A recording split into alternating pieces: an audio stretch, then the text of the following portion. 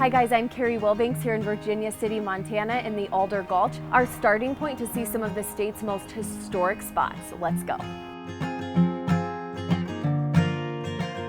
After gold was discovered in the Alder Gulch in 1863, a flood of miners flocked here.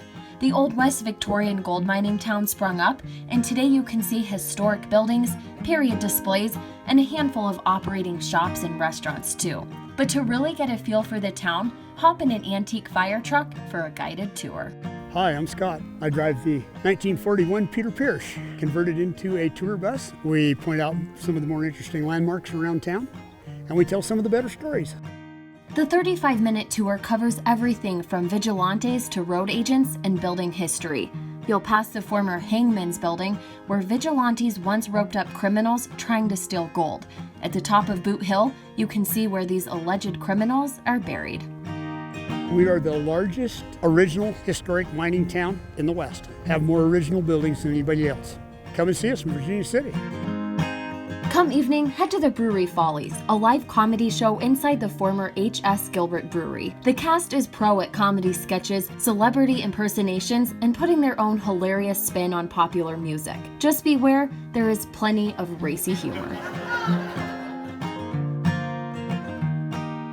Just a mile and a half down the road from Virginia City, you'll find Nevada City, a recreated mining camp where you'll find a treasure trove of historic artifacts. Nevada City is a recreated mining camp of the 1860s. Charlie and Sue Bovey very instrumental in recreating the town. They moved in buildings from throughout the state of Montana and Yellowstone National Park. He saved the buildings that people were just going to go out and torch or take apart. He stocked them with over 1 million artifacts. And he had items in there that was so rare, nobody in the state of Montana had ever seen them before. Inside, you can see everything from Sullivan's Saddlery, a barber shop, and even a former jail. And you definitely do not want to miss a stop in the music hall. All through the music hall there are hand-carved machines. They have beautiful ornateness and hand-painted items, like the gavioli at the back, which was one of the largest music boxes ever built. And they called them a music box. Today it's one of the largest collections of Old West artifacts, with more than 100 buildings dating from 1863 to the early 1900s. Next door to the Open Air Museum, you will find the charming Just an Experience Bed and Breakfast. We believe in having people here for a real Montana experience. We offer a really nice hot tub, a large backyard, and we offer Montana hospitality. We serve a full breakfast, always fresh fruit, and then lots of coffee and tea, and then whatever the chef's choice is. Choose to stay in a room in the house or a cabin, which offers a loft, kitchen, and coolest of all, impressive architecture. Our cabins are actually original cabins from 1920 is the earliest one, all the way back to 1870 is our project cabin. The backyard offers a beautiful view of Montana mountains and the chance to ride pedal bikes. And across the street is the Alder Gulch mining exhibit, where you can see the Mount Vernon dredge. It is just an experience. I mean, really you come here to get away from things, to read, relax, then to explore and experience history. On our way to Bannack State Park, do not miss a stop at the Fiesta Mexican food truck in Dillon. Here you will find traditional items like tacos and burritos, but the specialties really stand out. If they have it, try the Pollo Ranchero, a boneless chicken breast sautéed with veggies. For our next stop, we're headed to Bannack State Park, which was one of America's best preserved ghost towns.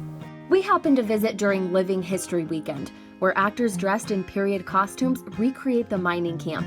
And in places like the saloon, we learn to play games of the era. This is the first place gold was discovered in Montana.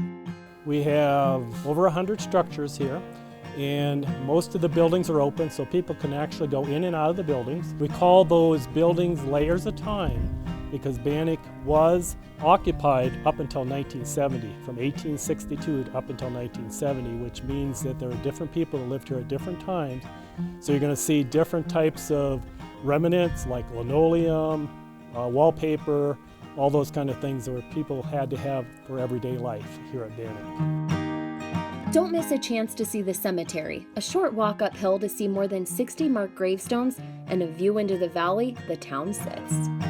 The state park is open year-round, but seeing the area as fall colors start to turn gold, resembling the metal that made this area famous, is definitely an incredible experience.